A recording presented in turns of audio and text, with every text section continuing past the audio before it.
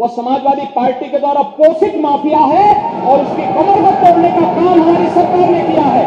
और फिर मैं कहता हूं, इसे इस माफिया को मिट्टी में मिला देंगे। सरकार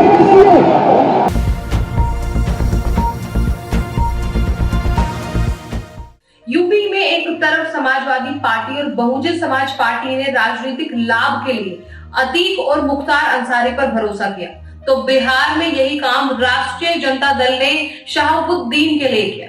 हालांकि दोनों राज्यों में राजनीतिक परिवर्तन होते ही माफिया लोगों के लिए अंत की शुरुआत हो गई थी।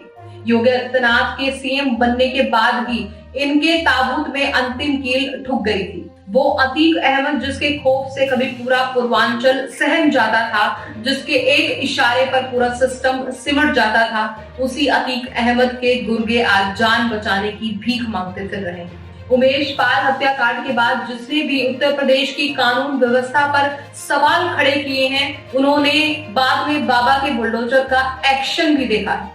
सीएम योगी ने कानून के साथ खिलवाड़ करने वालों के खात्मे की कसम खा ली है, क्योंकि 2017 के बाद जब से उन्होंने सत्ता संभाली है, तब से ही सूबे में अपराधियों का अंत हो रहा है।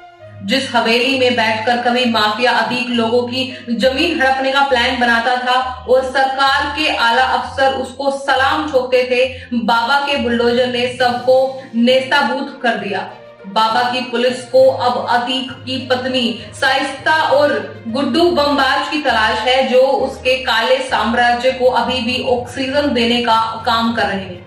एक वक्त था जब मुख्तार अंसारी के सामने डीएम एसपी सिर झुकाते खड़े रहते थे, लेकिन यूपी में योगी सरकार आते ही माहौल बदल गया।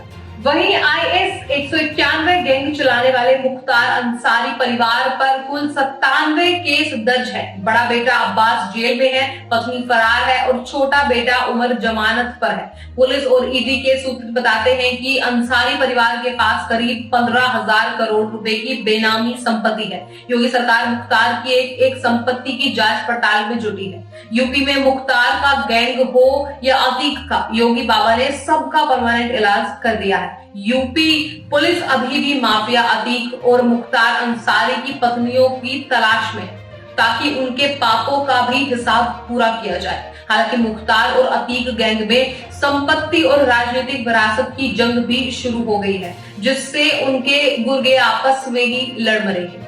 अगर फिर भी कोई बच गया तो बाबा की पुलिस और बुलडोजर दोनों ही तैयार है।